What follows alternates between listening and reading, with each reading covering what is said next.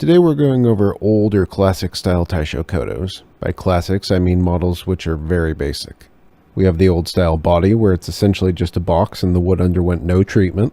We also look for key containment. You may have padding on the top or the bottom for key noise. Then you can look for key guides. Generally the older models are not going to have key guides. Those guides guide the key down to the proper spot on the fretboard so that you don't have incorrect pitch.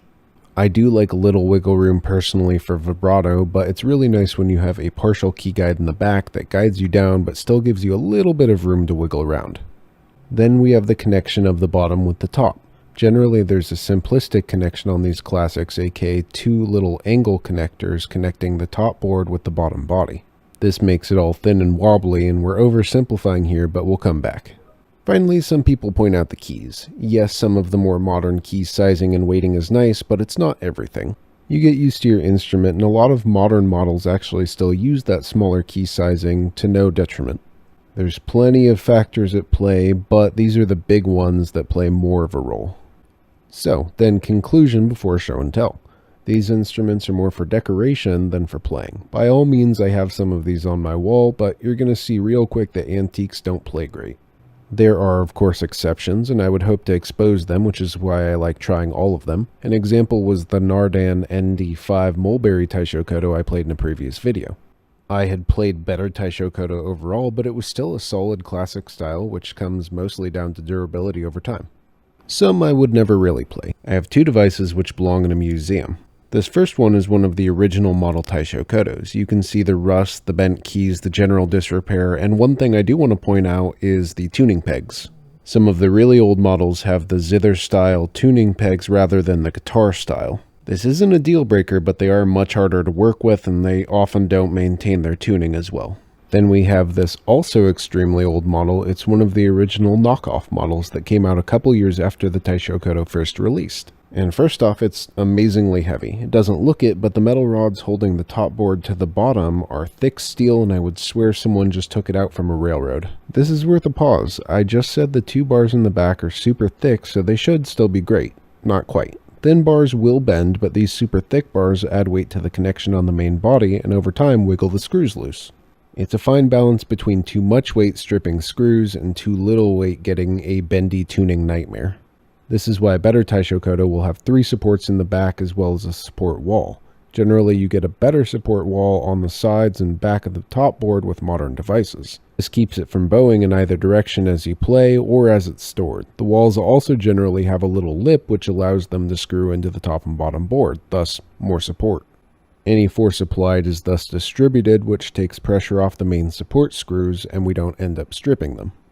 Now, of course you can repair the old models, totally. You can use some wood filler and glue, resand, get new screws, but it's just not as good as a more modern one unless you want to go ham and retrofit everything. On to what we're playing today. Today we have the Echo from 1965, which was attempting to be cool in combat of the wave of electric guitars. We have 2 Sappho harps of the same overall structure but made of different material. One is all rosewood and the other is Katsura painted black. Katsura wood used to be the de facto standard for Taishokotos, but it's not really used any longer. This does get confusing as there's a model by Suzuki, the Katsura TAS-11, but this is not made of Katsura wood. The Suzuki one is made of spruce and alder. I've said it before and I'll say it again, but beware the names. Then of course the full rosewood is not something you'd find today either.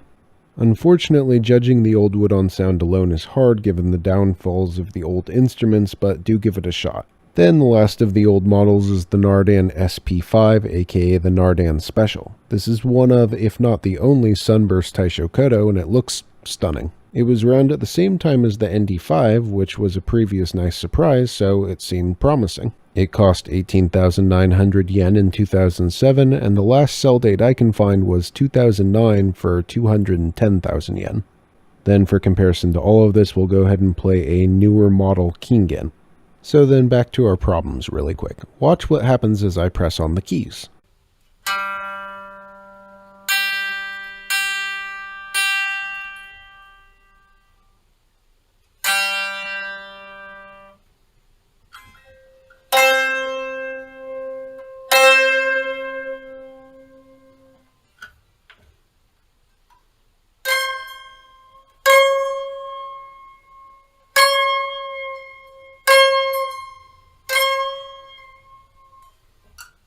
As I press harder or softer, the pitch changes wildly. Of course, this is going to happen in general, but some of these keys I can get 3 semitones from barely changing the pressure. You can see it even more clearly in the other video of me pressing from the side.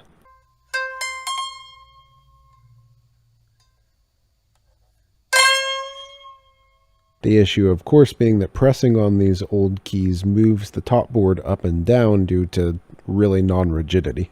Then we add in bent keys, and even if they're slightly bent, if they're coming down more or less in the front or the back, you're going to change your pitch per key and per string. You can tell based on the pitch shift when I press down and overexert that if one is going down further than the other, it's going to have a slightly different pitch than the other strings. So now let's go ahead and get into some demos.